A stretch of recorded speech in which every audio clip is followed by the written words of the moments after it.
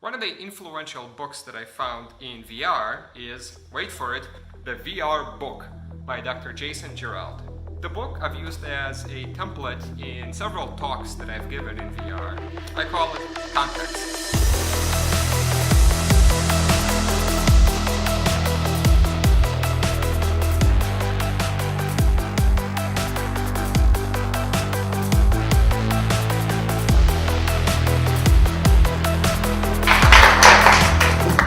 We're going to proceed into mixed reality. So the term is, the term is pretty vogue. It's really popular right now, virtual reality. It was tried to be kind of eschewed in academia. Some people prefer the term simulation for just demonstrating some sort of space. But as exciting as the term is, there were other terms before which seemed very, very crazy, like television, right? Vision at a distance. It's in 1941 it was first introduced, and there were in the early 1940s. Then there were less than 5,000 sets in the United States, right? But soon afterwards, almost everyone had a television set. So in all of these, introducing any new headset into the market, we see that it's like something that we have just discovered. It's like, oh, there's no rules for this. We have just discovered this new medium, but it's something that we pass along, some sort of illusion, something that we try to present in the real world. So in a lot of this, it's also just cave drawings, drawing things that aren't there for us to perceive as if they are there. And this has been done forever, right? The Egyptians, Chaldeans, Jews, Romans, Greeks use magical illusions to entertain, and I like this, and control the masses. Since the Middle Ages, you have magicians, and so forth. So it's conveying which is actually present and capturing our imaginations while they remain the same. This is my kind of, just like in terms of kicking this off, it's one of my favorite images to start off with. This just takes all of the advancements of VR starting to the mid-19th century and just progression to what we have now. Some really weird stuff that has happened before, and just kind of what we ended up with today. And I guess it shows that as a nascent of a field that it is, it's always up to us to reinvent things. And it's not just like these things that are like controls now that have been just like the laws of physics, like as if like we have to use these now because somebody, some authority invented it the way that they are. And there were some really weird things, really weird controls that were happening early on, which I'm going to go through. So, it's Martin Heilig. This was, he was one of the, actually, just as I described it, he was the inventor of this thing in the early 20th century, this like phone booth with VR. He says, when anything new comes along, everyone like a child discovering the world thinks that they've invented it. But you scratch a little, you find a caveman scratching a wall that is creating virtual reality in a sense. What is new here is just more sophisticated instruments that give you power to do it more easily, right? So this is something called that was called Stereoscope. Was invented by this guy, Sir Charles Wheatstone, right? And it was invented in the 30s, the 1830s actually. And it was presented at the World's Fair, and essentially you just kind of look at these photographs at an angle, and they would present you something that would look stereoscopic, so it gives you the illusions of depth. And after a while, people started running these maybe you've seen them, these like circular things, animations like a horse galloping. And people started doing the animations, and those that couldn't afford it, this is pretty funny, created bootleg versions out of this cardboard. Right? It's like, this is it, here we are, as probably as that might be seen as kind of like a genius piece of hardware to put it together. The history of it goes pretty far back. the big advantage here is that Google has also attached its just like its gyroscope and the accelerometer and a few other sensors, which are called the internal motion units, or IMU sensors, in order when you turn your head for the image to persist in different directions. So, kind of just like moving on in the history. This is, this thing is pretty ridiculous. For any of those that are like real Stevenson fans, it's something called a skull gun, like things that would fire bullets out of your head. So this was a skull gun, so no controllers. You would like spit in this tube, and you would embed this, and the bullet would fire. So no hand tracking required for this thing. So no 6-Delta controllers. And it was, it was something that was pretty weird. In 1916, moving on to like 1928, you have this inventor who created kind of a flight simulator. Maybe you've tried something which is called like a Ruhmaltron, like pulls you in different directions, shows you a screen, and then it tries to match itself with the screen. And he invented this in 1928, so he thought, oh cool, the Air Force is getting big. I can totally sell it to them, those guys have money. And they're like, I don't know, it doesn't seem to be matched. So he's just like, all right, whatever. I'll just sell it to amusement parks. And so they were like not initially interested, but by the end of World War II, when it was shown, when they saw that people were interested, they bought 10,000 systems. And the Link Foundation was then continued on for about 100 years, and it's actually still alive today, doing for Advanced Simulation and Training Fellowship Program, and has funded many graduate students in the pursuit of improving VR systems. So I think it's an interesting aspect when you invent something and you're ahead of your time, and like nobody wants it, and they think it's like like a game or something silly. Then 100 years from now, you might have a foundation that will just completely dominate it. So that is kind of ironic, in my opinion. This is another invention. It's kind of has to do with like what's so-called the Pepper's Ghost. It's called the Pygmalion spectacles, and was first kind of described like what is reality by George Berkeley, the father of idealism, the philosophy that reality is mentally constructed. Now it kind of probably has to do with Kant and the philosophy of pluralism, that we can never perceive reality as it truly is, and everything is just a collection of these subjective perceptions. Interestingly enough, I didn't know this.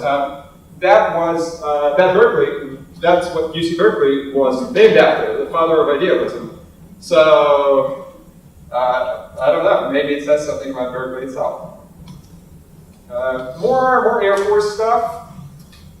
This is Ivan Sutherland, 1967.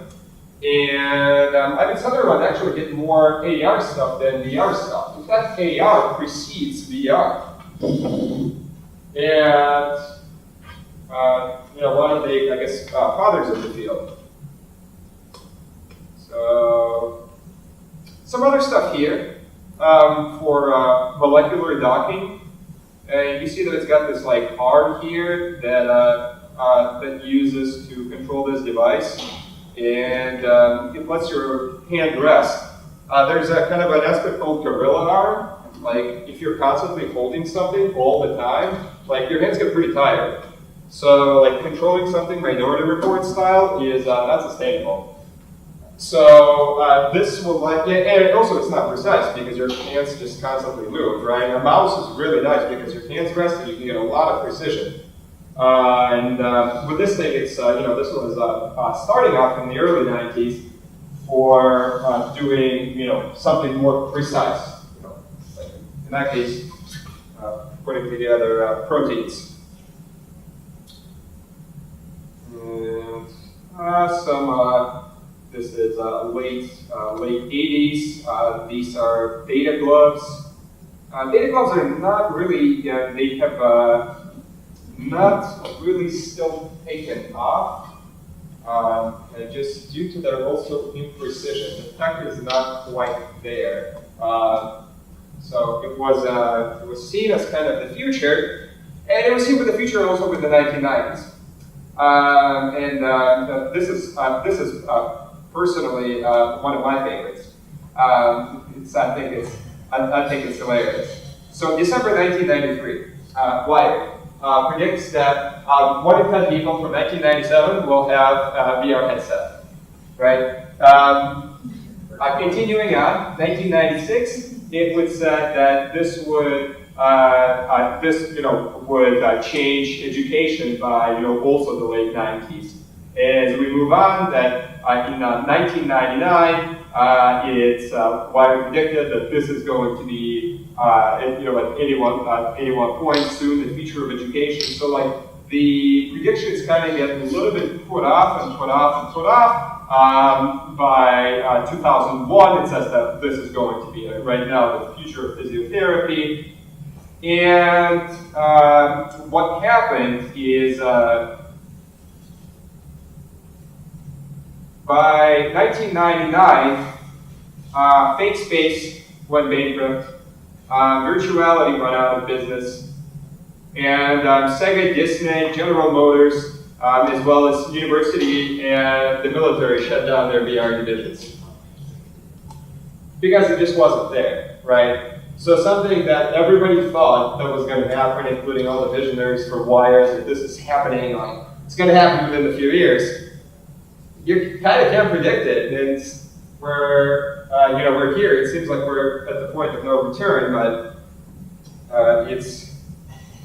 it wouldn't be the first time that somebody got a little bit too ambitious and too passionate. Do you think we're almost there now, or do you think it's going to be another, oh yeah, and then another 10 years from now we might end up seeing it? Well, all I can tell you is just some, I've asked this question to many people that are just in the field, or moving the field. One of them was the CEO of a company called Otoy, and those guys are really killing it. They are making a lot of breakthrough work in VR. And his argument was that with all the hardware that we have now, it's in the fact that right now it's, I think the crazy part is that it's not crazy. The fact that it's like, oh yeah, the Rift, yeah, of course, VR. Like 10 years ago, I didn't think that was going to be the case. That it's just like, yes, maybe they haven't tried it, but they know about it. So he said it's like, you can't just like drop everything as it is and let it go through something that was in the 2000s called the VR winter. And in the VR winter, while all of these institutions shut down, it continued on in the academic, military, laboratories, and just kind of became a research topic. And this is just in 2000s came out something that was kind of a split in VR, and that was a lot of content developers. They may see something from these 2000s of the term academic as something pejorative, right? It's like, oh, it's not practical, whatever. It's maybe just like some parts of like neuroscience or philosophy, whatever really needed to create this content.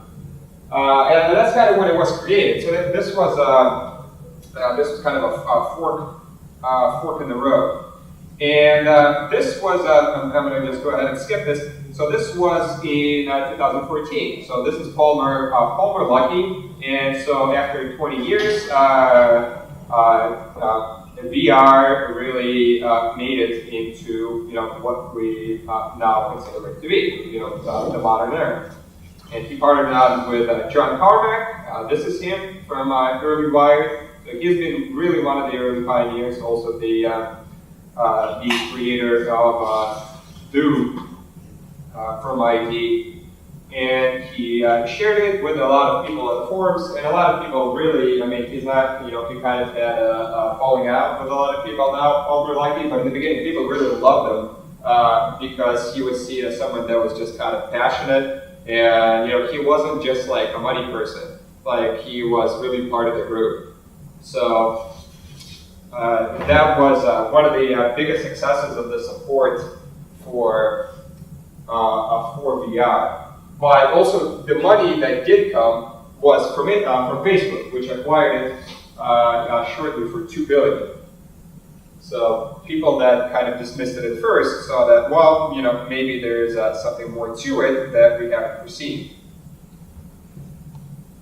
So, given that, let's just kind of describe it exactly. What are we exactly talking about, right? Like, what does that even mean, virtual reality? So, if we look at just Sherman and Craig point out in this early versions of Webster's dictionary that defines virtual as being in essence or effect, but not in fact.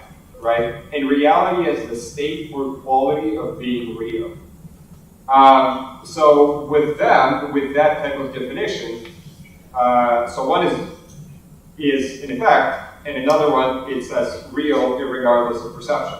So it says something that's being real that is not real, right? It itself is an oxymoron. Fortunately, Merriam-Webster defined the term virtual reality in 2015.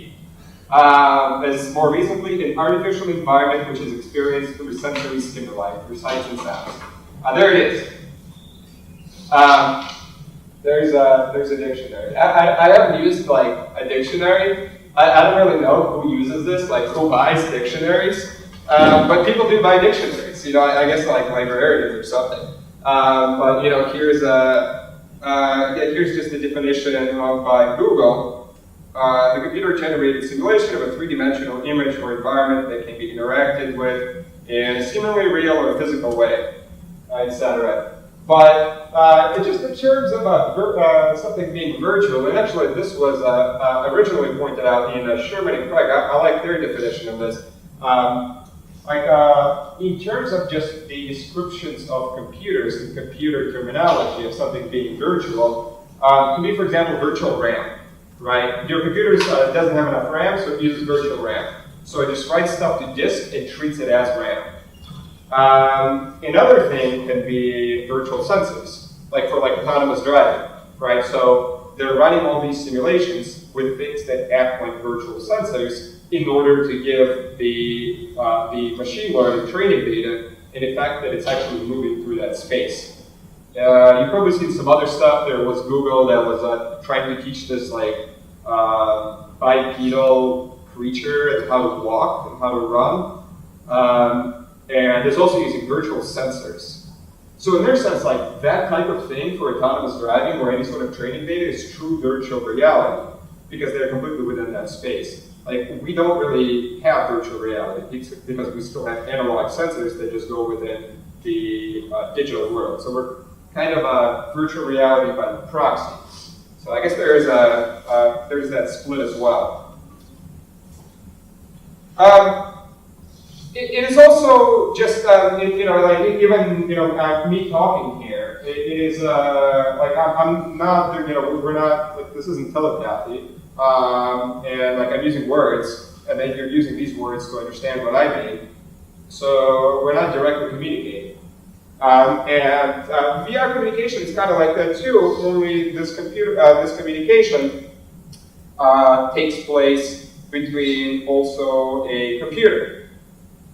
And that computer may be communicating then within the other person, and so we define this through a human-computer interface of how we speak. So that's for communication through some intermediary. It can be projected in different ways. And normally we think of language as something that's spoken or written, but there's also sign language. And just like the way we communicate to ourselves. So then we can communicate between humans in a similar way that we communicate to computers. So some sort of information, and then we transfer it to ourselves. So that's kind of, the Stereoscope is kind of the proxy here.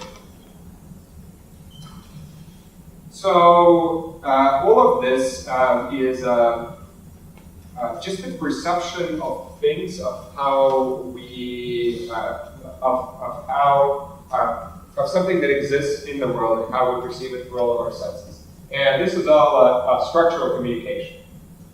And this really gets, this I wouldn't even say gets beyond academic. This just goes in philosophy, like a lot of VR. And typically people, that are passionate about the field and people that are invented a lot of devices for VR also go into just the understanding of how we perceive reality ourselves. Kant described it as the nominal and the phenomenal. So the nominal is just like we've got all of our senses. We've got the olfactory, we've got vision, auditory, and then we take all of these things as something that we perceive as something that's happening, right? This projector being here, regardless of any mathematical formula, it's here. It's just exists. But we take in several senses in order to determine that it is here. Each one of us sees it differently as it truly is, and determines the knowledge of the thing versus the thing in itself. So this is important because different people may perceive something differently in just construction of VR. So people have different senses. People see the world differently as you do. Some people's senses are more acute in one sense than another. So your mileage may vary in terms of presenting it to a different audience. So okay, well, so that's great. So like, what can be used for practically, right? It's just video games, right? But I think you can kind of flip it, and you can say the opposite. Like, what can't it be used for? And then flip the burden on the person that may be asking, right? I mean, it has obviously architecture, right? You just visualize a building, you can walk around the building in VR. Architecture and just 3D go hand in hand. Pretty much, it's just as far as 3D rendering beautiful buildings has always been there. And I mean, in VR, it's a no-brainer. Essentially, it's a first-person shooter without the guns. Then we saw we saw this before, scientific visualization of like putting like amino acids and stuff pulling from the protein data bank. I've seen several startups doing this. I don't fully understand this myself. I know that it is being used for putting together, things, molecules, for putting together proteins or download proteins, but it's definitely something that is picking up. I had an image earlier which had that person with a suspended rig that they were using. Any sort of simulation, right? I mean, flight simulation, like Link. All this stuff, right? You can copy all. I mean, flight simulators are just, has always been there. All this stuff. I mean, it's like oil and gas, but really it can be like chemical power plants or any very sensitive places that have to be perfectly explored. So it's like all of this stuff typically has like 10 different redundancies of stuff happening. Like chemical power plants, essentially like some sort of Rube Goldberg machine. Like, it's like the third law of thermodynamics: for every reaction, there's an equal and opposite reaction. Something happens, another thing is going to happen. So it has to be perfect. For a VR, it's very appropriate. This thing, like phobias, I was at a meetup like was it like a month ago, and it was Stanford has a really good presence in VR. The Picard VR lab is provides really good, a lot of breakthrough tech. And then I forgot his name. It was the I guess one of the senior professors for XR in medicine. And so I asked him, it's like, so what's the killer app, for medicine in VR? And that's what he said: physiotherapy, and getting rid of phobias, or if you're like going to, there's this, arachnophobia and stuff like that. But there's also like, you're going to go to a hospital and you're going to go get surgery. It's like, my God, what am I going to do in this huge building? Simulate it. Just then the person will know what to expect. And, it's demythification of the fear of the unknown. All this stuff, shooting people. This is being used with a bunch of different sensors. At GDC, they had a bunch of people walking around. It's kind of like what these guys have, like backpack computers, and they had a series for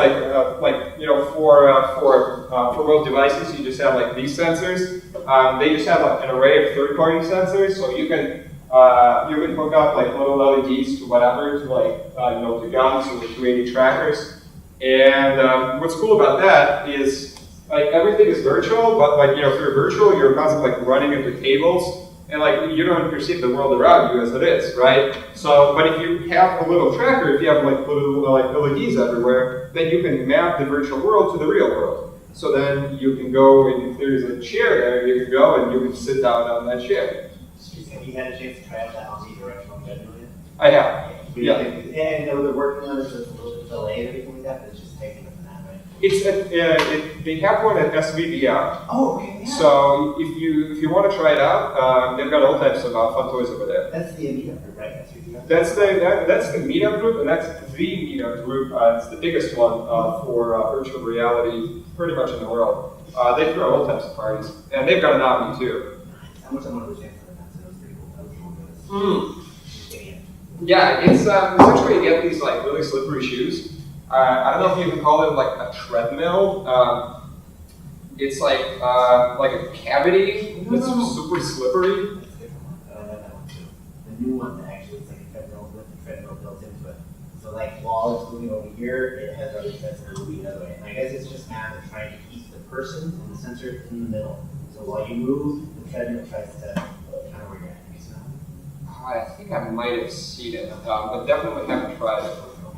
I just thought it was really good. It's just like tested it on. I don't really have to try it out. So. Yeah. Things like that. Networking is huge too for like getting a bunch of people, because then in virtual reality, it's like it's kind of like other people don't see it, so other people don't get it. But if you've got a bunch of people in the room that are all virtual, it's awesome. Networking, it's our favorite thing. It's just interacting with other people. So doing it in VR is just magical. Stuff like that. Also, data visualization. That's like that. I think it's also kind of goes into like architecture. There's all types of like crazy stuff in here. Some parts I also don't fully understand. There are some VR crypto startups now for all sorts of fields. But one of them is also visualizing cryptocurrency in 3 dimensions. So instead of seeing just like a 2-dimensional bar chart, you see other information in 3D and VR. That's a kind of empirical evidence in that regard. So this then basically kind of brings us to this implementation and the lowest level of abstraction of just perception of how we can perceive things. So, we have these things like direct purposeful experiences. This, right? You're here, you're listening, stuff is happening. Then, as you go on, you've got a book, right? Like essentially you're reading a piece of paper and then you've got these, hallucinations in your head that you actually see this image, or oral histories, right? You love stories. Audio, stuff like that, audiobooks, you can kind of imagine these things. So, yeah. Also, this probably is a kind of a conal experience, but it's really a series of layers. So, it's just kind of a representation of it, but I don't think that it has to be as a hierarchical. So, okay. So that's all kind of like VR, right? So then there is all types of other realities, right? What's so-called XR. It used to be called mixed reality, right? X for some people choose the word extended. I personally kind of issue that term because extended implies that it always adds on to the experience. But there's also mediated reality, which subtracts from that experience. So I mean, that's super useful. All this stuff going on, plenty of noise. We just want to delete all the other people and focus on any one thing, right? That might even be bigger than VR. So X I like. It's just insert whatever variable, base reality or virtual reality, and mixed reality for something that may communicate between the two of them. So this is this is the virtuality spectrum here, going from one to another. And so you can kind of one of the things also about this is that it's for one, I think it's kind of in some ways it's circular. It's not one-dimensional. So it says like, right, we've got real, then we add stuff on, it goes augmented, and then complete immersion. I think if it is complete immersion, for one, if it is total immersion, in which sense you don't even know that you're in it, you can also start going in virtual reality again. So I think it's more like a ripple. That's right. So like, is this VR, right? Like, is this simulation? In reality, I mean, there's also like video in VR, and you can add things on top of that video. So is that augmented reality? Is that virtual reality? Is that augmented virtuality? And can you go in VR from that AR? So I would say I call it I have a channel. I call it I call it the virtuality ripple. The fact that it's kind of recursive, you can keep going in it like a rabbit hole. So that's that's kind of our challenge, right? I mean, people are looking through the screen, and we are trying to make that world look real, act real, sound real, and feel real in some ways. Even if we don't have all of the inputs for the senses that we might trigger, right? I mean, it'd be great if we had a device that had like a smell API. You're like, okay, so cool, give me the smell of napalm. And we have that, right? It's like, oh cool, yeah, I'll make that, but we don't have that. I don't know when they'll have that, but that's okay because our mind is pretty powerful. So, how do we do it, right? And that's a reality. We create reality systems, and the reality system's job is to effectively communicate the application content to and from the user in an intuitive way, as if the user is interacting with the real world. And humans and computers do not speak the same language.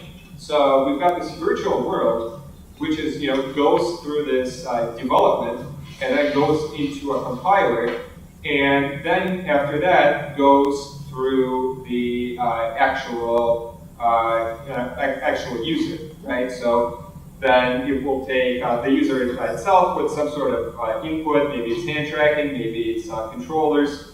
Then we'll develop some sort of application for it in like Unity or whatever, and render that information onto the user's head, via like an HDMI cable and a monitor, and then the output will be what the user will actually then perceive.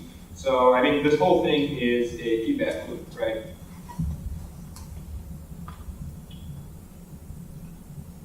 So, this is just like, I guess, this is just kind of like a random collection of different input systems. Like, you know, once again, it kind of goes into the same thing. It's like some people see like, oh yeah, teleportation is the regular method of movement, right? It just seems bizarre, but like some people are like, oh well, you know, some authority gave me this information. But there's been so many crazy things that people have created, like all types of like haptic feedback with controller gloves. This is quite you know, I'm sure there's somebody that's been improving that. This is pretty old. It's 2005. Yeah, I guess there's a series of other things. You know, this is just pulleys. This is just overall motion with the I guess hydraulic pumps, and this is a movement system for bird's eye view for flight. It's kind of cool. You know, how do you address that? We're kind of adapted for land. We're not adapted for flight. You know, when we see just a bunch of stuff moving and we're standing in place, you know, we kind of our mind freaks out and thinks, oh, what's going on? You know, when stuff starts moving really fast. So, like, is this a solution? Maybe not. Maybe we can trick the mind into doing something. That's something that Google's been doing with Google Earth. Essentially, people are like, well, you can't have just regular movement because people see the peripheral moving really fast, and that makes them nauseous. So there was another study that says if you just blind out the peripheral, and if you just look at a single point, then people do not get nauseous. So that's when you do that too, it kind of blurs the sides a lot. Totally. That's exactly it. Yep. So you know, you kind of see it as just like, oh, well, you know, this is totally not allowed. You can't have you know, just like thumbstick movement because people will get sick. Some people do get sick. Some people just like fall down to the ground. I get totally nauseous doing that. I just cannot use it. If the system doesn't have teleport, you know, I'm out. Right? So it's like, this is totally crazy. These types of, you know, and they're kind of bespoke. Does that kind of come with time, like kind of like getting your sea legs and everything like that, maybe your VR stomach kind of, or is it just something that once the body sees movement going on, says, oh, you must eat some poison, so I'm going to make you throw up because this isn't supposed to be happening. I don't feel any moment. I think the former in that regard. Also, you know, specifically in terms of seasick, right? It's you know, people do get used to it after a certain amount of time. I guess just the body adapts. But I mean, you know, we're not used to being in boats either. You know, that was a shipment of anything. It's a relatively new invention. You know, from what I've read, I'm not sure how accurate this is, but typically when you know, humans eat poison, then they get nauseous. So the immediate you know, reaction is to, you know, expunge it. So let's just take a look at some of these other ones. Oh yeah. So this is okay. So this is the Omni, right? This is yeah. This is the older one. Not the. This is the slippery shoes. How'd that work? Did it work out okay? It worked out right.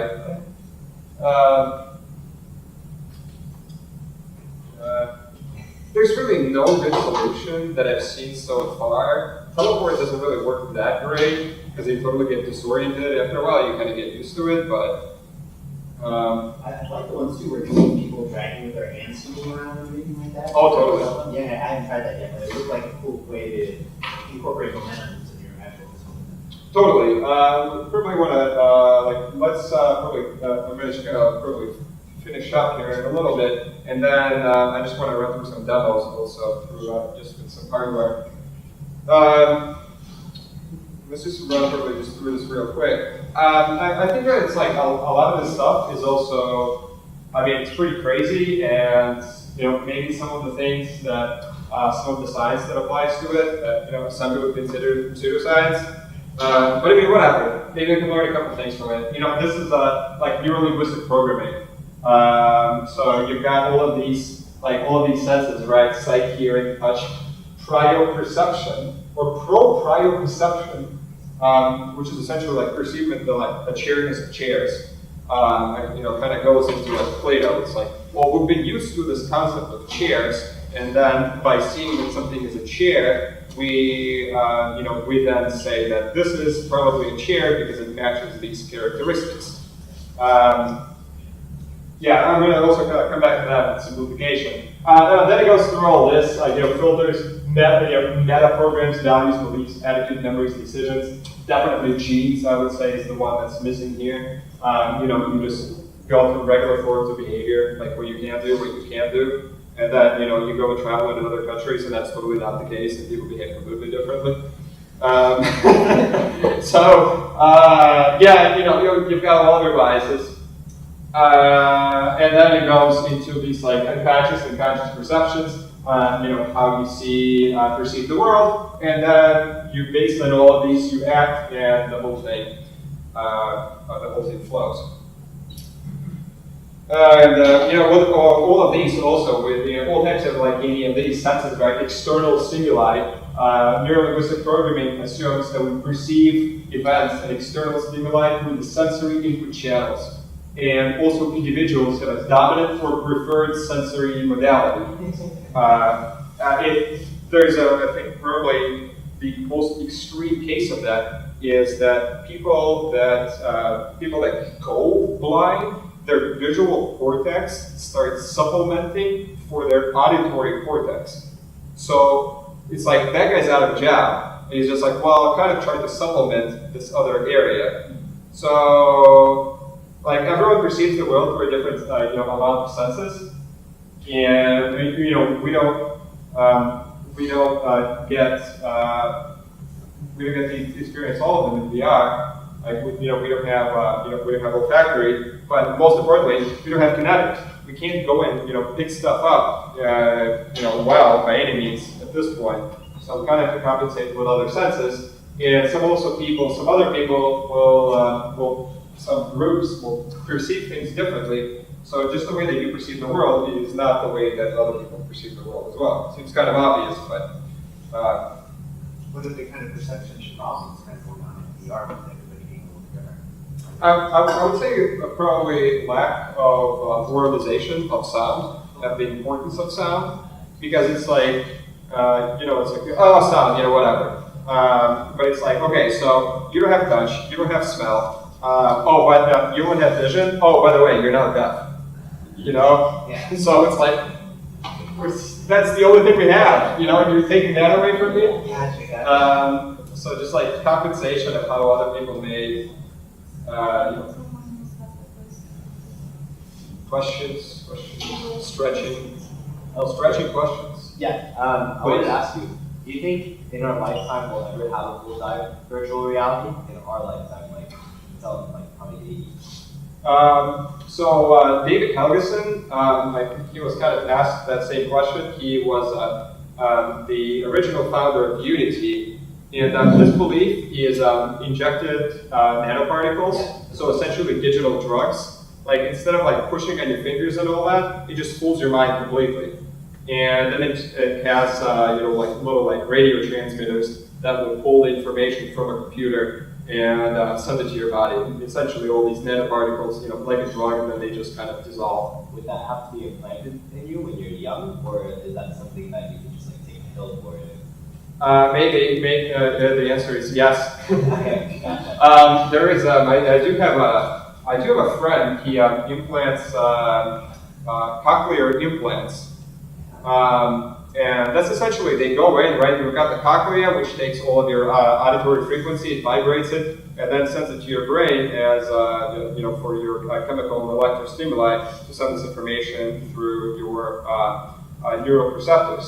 But you can gut it. So you can take out your entire cochlea, scoop it out, and then put a little sensor for sound, and then wire it to your head directly.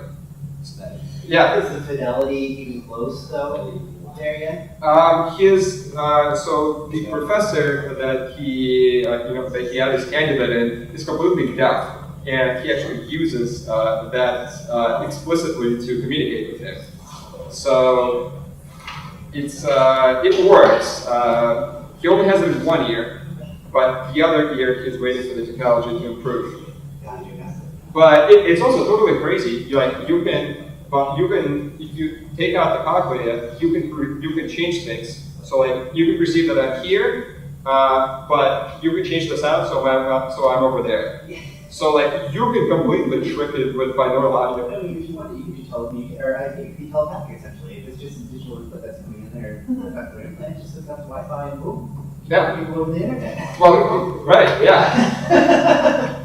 Okay. That's wired directly to your head. Yeah, no, actually, they just told me this like less than a week ago. I had my mind blown by this as well. Yeah. It's just like direct stimuli to your head. So is that That is actually done happening right now? today. Yeah, no, it's now. Alright, we already have telepaths We do have we do have telepaths now. We do have there are implants do exist today. Of varying sorts. The brain implants exist today. There's people with brain implants, usually to control extreme conditions, with their head, and what they do is that they regulate different parts of the brain. Our brain constantly sends things in different frequencies, and if you get a phase lock, if you send different frequencies, they can tune our brain to that specific frequency. So if you have some sort of abnormality with any part of the brain that will send that signal, you can send something that will like the trough and the crest of the wave will have negative interference in order to take that out. Does the brain work closely frequencies with these electrons and everything? You can control that frequency by interrupting it with something else so you can Yeah. pull it out. Yeah, that's right. Yeah.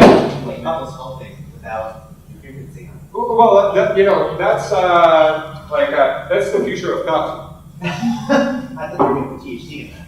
That was the future. Well, that's the near future. Okay. The future of that future is that the THC will be included. And it's the guy that was doing it, that has the company. It's like he's totally crazy, but his ideas make sense. He's like, if everything is physical, everything in the physical level, and then gets translated to the chemistry, why are we operating on the chemistry if we can operate at the physical level? So instead of like taking drugs, which are kind of like a hammer it's like a hammer looking for a nail. It's like they have like all of these side effects.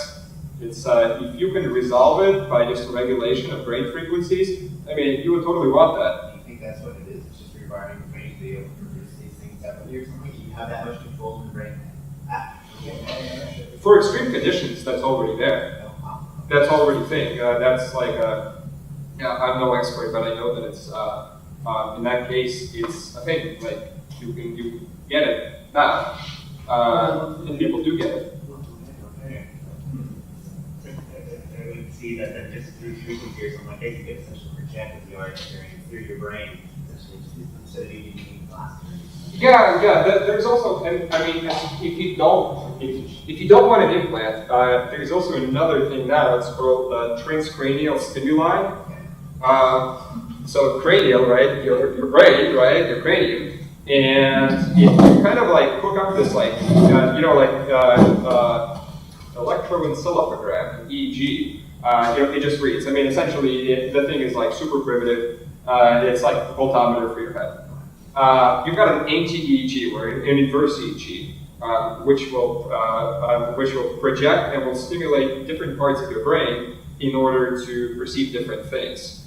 Will make you, focus or relax.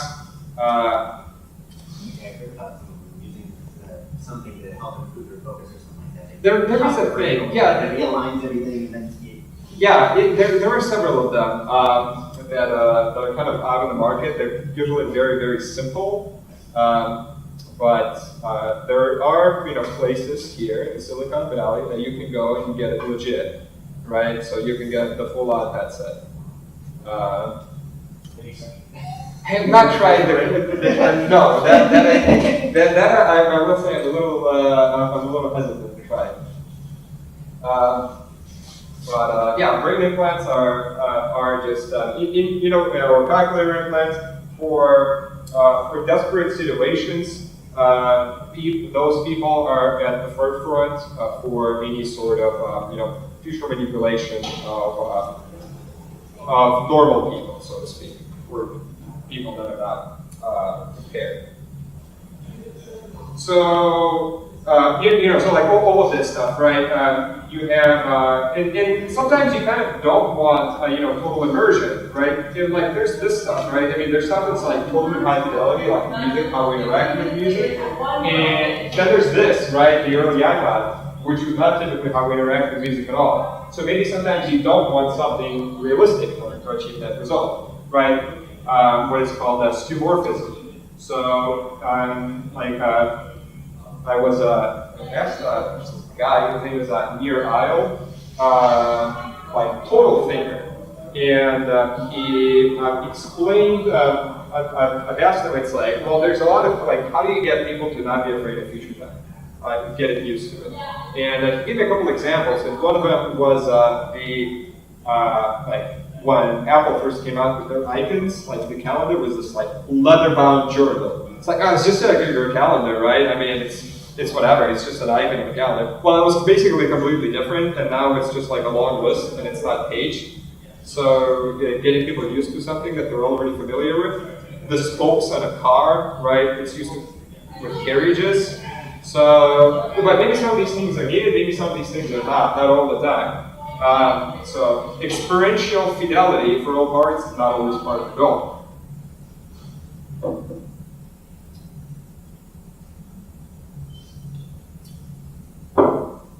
So okay, so like all of this stuff, right?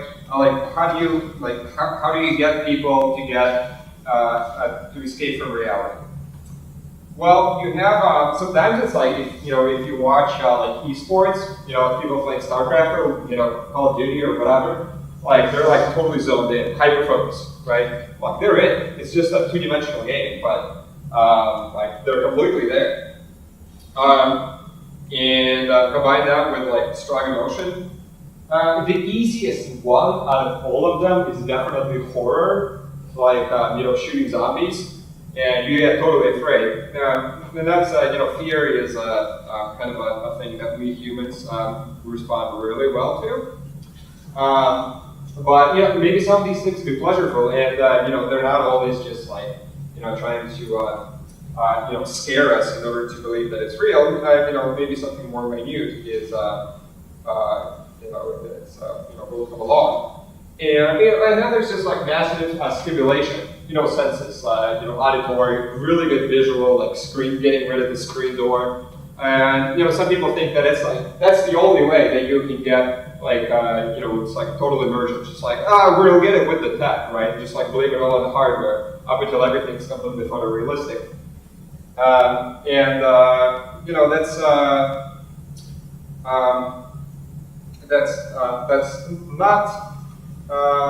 That's not the case. Even like two-dimensional games, very simple ones, you can really get into and they become really believable. This is coming back to the mid-1990s. This is actually something that Disney had. But they had this huge thing in your head, and it was called the Aladdin attraction. And it was like I haven't tried it. Actually, don't even know like exactly what it is. But supposedly 45,000 users had. They had it on like Disneyland or whatever. But most of the people, when they were asked about the experience, they didn't say like, "Oh, the tech wasn't that great." They mostly said, "I didn't really like the storyline." They didn't even focus on the tech. They released a bunch of their stuff, a bunch of their findings on what happened. So, focus on the content. Why users there? What is there to do? And then believability instead of photorealism, right? And some background story before immersing users into the virtual experience. Like, what are you? What are you there for? Like having worked for with a lot of big companies, with like Google, with different pharma companies, and just a bunch of random people coming in, governments, etc. Something that that I've learned is that before you put the strap their the headset on their forehead, you're like, okay, imagine you're like a field worker and you have you need to go in and you need to check the nitrogen content of this tank or whatever. and then you need to pull this data. Normally, you have to have a backend. Put them in your, put yourself in their shoes, and here we go, right? Instead of just like, hey, you want to check out this demo, and then they just get kind of, they're not sure what's going on. So you really got to set the stage first. That's right. Yeah. Stories are weird. It's just like concept of stories. They don't give us anything. They don't give us food. Provide no tangible value. But like we love them. We love hearing stories. Or some people, it's like as far as also like giving talks on anything. Some people will just like make up a story of something happening. Like to show like, and then I had this epiphany of this invention when it was like totally iterative. It never happened, but people love hearing about it. How somebody had this breakthrough to invent something. But it's totally yes. Emotionally conditioned to that. That's how we spread information for so many years. That's right. Yeah, that's right. Especially through when either people didn't have writing or just like most of the people were illiterate. Like in the medieval ages, we have terms like audit or hearing, right? And it's like everything comes back to world because nobody knew how to write or read, right? So yeah. Simulation training is a tool for educating people. It sounds like it could be huge. If you could just slap on your phone into a thing and learn how to do anything, change the radiator of your car, build an engine, build a plane, for free, essentially, or just for the service of having the phone and then logging into whatever database of information or education. Yeah. So that's exactly it. If you nobody, as somebody that reads manuals, nobody reads manuals. In fact, if you just go online, you read a manual and you record yourself, you can actually get a bunch of views because nobody reads them. Hey, passive income. That's right. Yeah, it's pretty good. It's pretty good. That is passive income. And it's not bad. Computers doing that already. You should steer like a description of products sometimes when you look on YouTube and see 1,000 reviews and it's like this isn't even a real person talking, it's just auto dictation. Anyway. Yeah, no, totally. Yeah. No, it's ridiculous. But we don't want one of the reasons that we do it is because people hate manuals. Because manuals are structural communication. You don't see the thing that you are repairing. You see some reference to the thing that you have to read and then you have to copy. Nobody wants that. You want to have the device. You've got a 3D model of the device, and you're like, take out these screws. You're like, okay, I took the screws out, and then take out the front plate. And you're like, okay, just copy the front plate, and you don't care. And that's how it should be, right? It's like I hate this computer that I brought here. I put it together. By the way, fun fact. The last time I put together a computer was 15 years ago, and nothing has changed. Oh, really? Yeah. No, nothing has changed. It's still the same hassle of finding all the little ports to plug in your fan, connecting it these thin cables that you have to plug in, and I hate it. I hate finding them. It's I wish there was a 3D model that would just say, plug in these ports into this, into this cable. Yeah. So then you think that's more of a tool. Augmented reality, you can find those cables and highlighting for you. Yeah, totally. Yeah. Highlighting even just displaying a 3D animation of next to you of something happening. Yeah. But yeah, highlighting is definitely preferable. That's the thing. If you start an idea, feel free to steal. If you partner with Newegg, you get a bunch of animations that you can outsource. And people that put together all of these motherboards, and then you connect it to your phone, so whenever people put together a computer, then they get a 3D animation next to them. More people than buy computers. So make that happen, easy money. Yeah, okay. And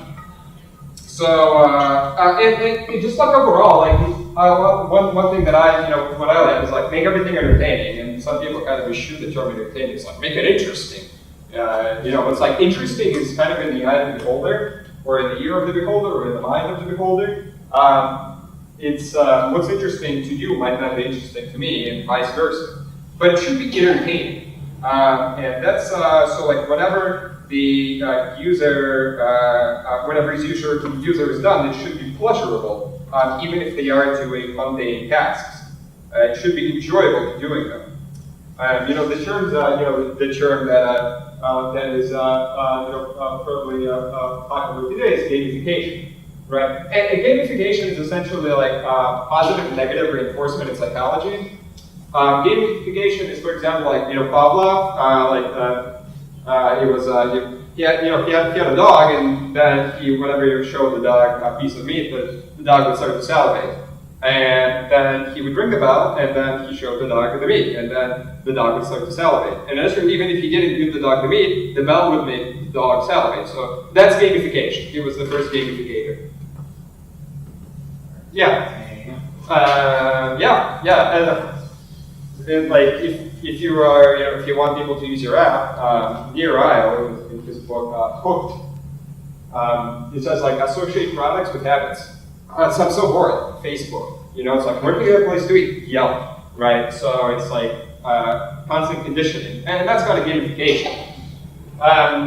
And also, one of my favorite quotes by Voltaire: all styles are good except the boring kind, right?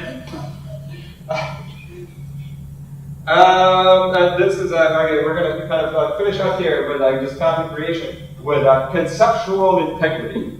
Probably just like uniformity of style is probably something that is more commonly used. But if you have, like somewhat of an experience and everything is different, like you've got some buttons look one way and then another one in another, people will get disoriented, and it doesn't provide a good foundation for the whole thing. It's like, what are you building? It's like if you're building a ping pong game, make it a ping pong game. And then maybe you can add features, but the whole thing is ping pong, right? So that's another probably suggestion. Probably maybe there's some exception of the rules, but there should be kind of a single individual director for the art and the design. Like the term is kind of design by committee is usually pejorative, as just a bunch of stuff stuck together. And a person may have a specific vision of how to do this. So, hopefully that person will understand. Why is it better to have one person as opposed to a bunch? There's so many different things that can kind of go on. Just having one focused vision is a lot better than having a bunch of inputs that bog down everything.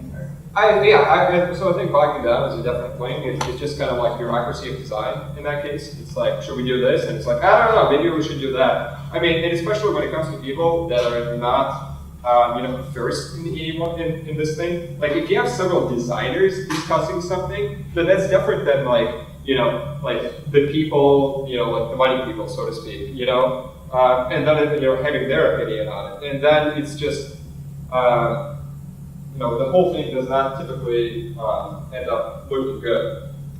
Everyone's got an opinion, right? But some people have an understanding of how any of this design might work better, how to, I've worked with early on with some companies that are like, oh, we need a UI designer.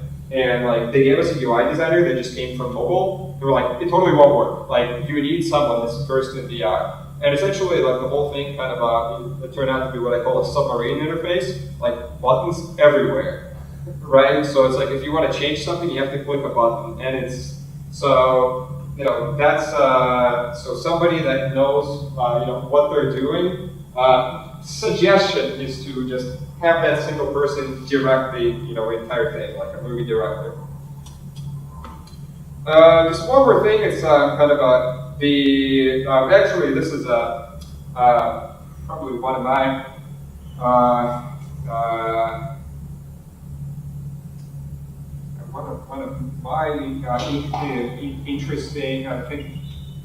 interesting parts of just content creation.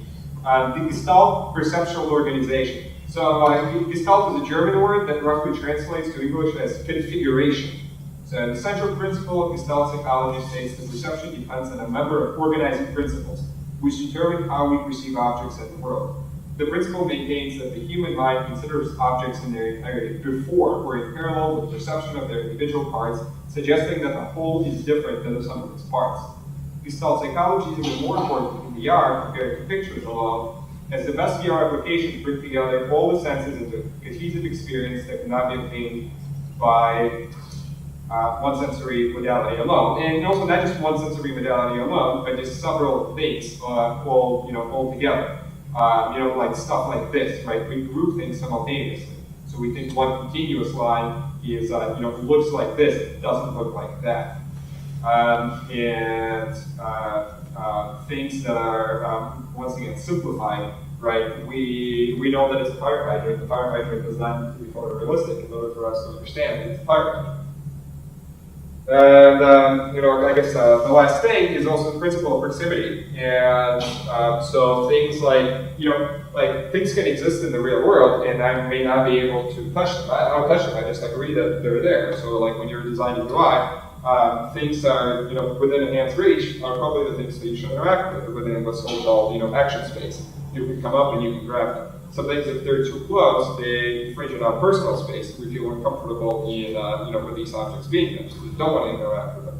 So, and also at the same time, things that are in front of us, they have higher contrast. They appear brighter. Things behind us, we see that non-interactable. They're dull, Doppler effect, et cetera, et cetera. So like if something is in front of you and you're interacting with it, it's probably good to make it really bright, kind of like exaggerate the perception of reality. What are the things then, like you said, when it comes down to creating a simulation, and you don't have to focus on photorealism, your brain will essentially realize what it is kind of on its own. What are the things that you really do want to focus on making them real or believable, as opposed to, like visually, you said you don't have to make them believable, but like the physics or having things interactive, if this isn't interactive and it's right in my face, then it's like taking me out of the experience. I'm supposed to have everything in my visuals or interactive space actually interactive, and that keeps kind of more that believability there, right? I think in that case, it's kind of it's impossible to predict clever ideas. Okay. And some people figure it out. What like if you're going to be focused on putting a lot of attention towards particular things in your design, what should you really focus on making more believable? I guess not visual things necessarily, but. Well, in VR and AR, for any UI, I would say that keep only a few elements visible. Like our mind overall, this is I guess taken from more or less just like abstract UI. Can only keep 4 or 5 things in our mind at the same time. Like whatever it might be, maybe politicians or maybe it'll be buttons. So just within the UI itself, if you have too many things, we can't pay attention to us, paralysis by analysis. So, things being, knowing how to interact with objects that are easily accessed. So like, I mentioned exaggerated reality. So things that you look at, everything so like multiple interactions. Instead of this one object becoming brighter, everything else becoming duller. That's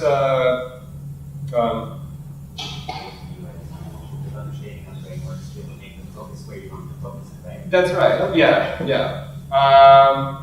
Also, additional audio cues in something happening.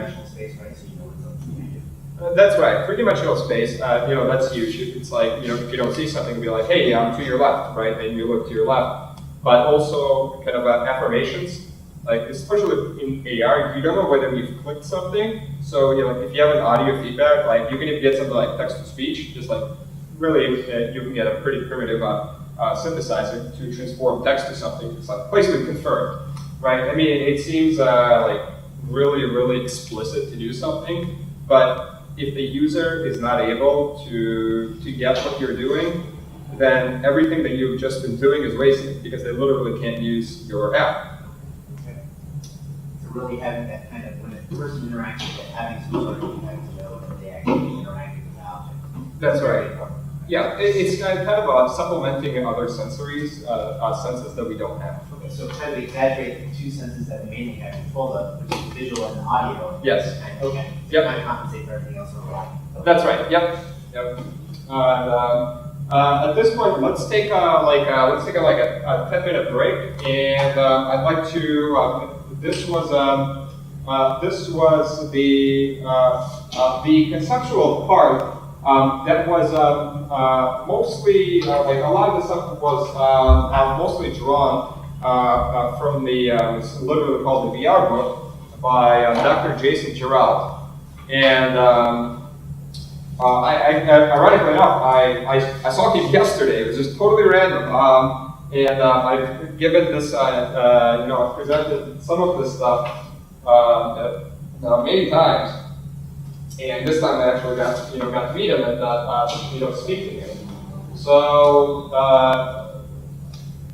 this was kind of I would say just kind of this was a huge skim over everything in there. Check out his book. It is one of the most comprehensive books that I've encountered in just understanding what it is. Because it's like a lot of books are like, oh, here's how you use, the SDK for cardboard or whatever. There's this device and this device. But just like the foundation of where we are, how we make it work, that's kind of essentially what this part of the talk that was about. So one part is that the question everything. What people say that may be used now can be totally wrong, and you can figure something out, and then that becomes the modus operandi. And it's like if somebody figures something out, oh, teleport. Nobody thought of teleport before. And it's like even the concept of teleportation, because it's all software, right? It's like for us, we just kind of also made up a bunch of terms. That's like that's a door, and there's a window. But it's like why not? A window's kind of a door. I can climb out a window. So we just but with software, we can say, oh yeah, teleport, right? Obviously.